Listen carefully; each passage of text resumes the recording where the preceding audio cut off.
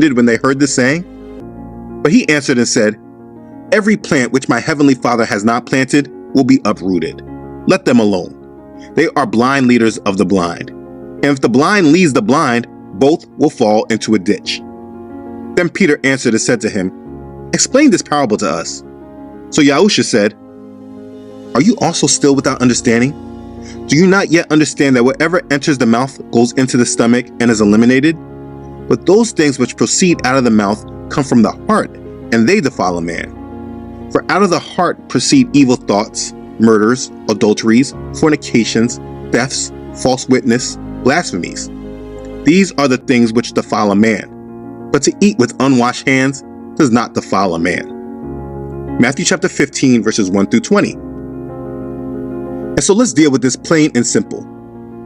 In these scriptures, they are not talking about eating pork or unclean animals. You see, if Yahusha and his disciples ate unclean food, this would have been a big deal. This was about a tradition that the elders of Judah made about washing their hands before they ate bread. The Pharisees were asking Yahusha why his disciples didn't keep that tradition.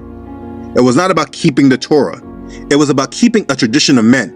And Yahusha explained that following traditions of men make the word of Elohim of no effect.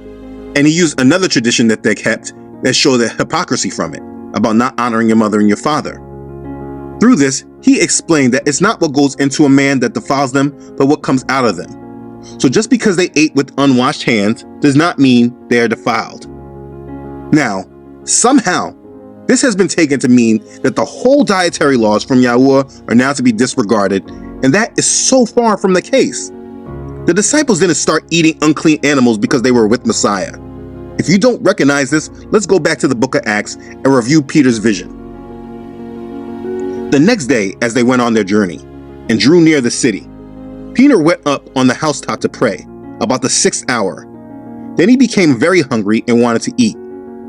But while they made ready, he fell into a trance and saw heaven opened and an object like a great sheet bound at the 4 corners, descending to him and led down to the earth. In it were all the kinds of 4-footed animals of the earth, wild beasts, creeping things, and birds of the air. And a voice came to him, "Rise, Peter, kill and eat." But Peter said, "Not so, Adonai, for I have never eaten anything common or unclean." And a voice spoke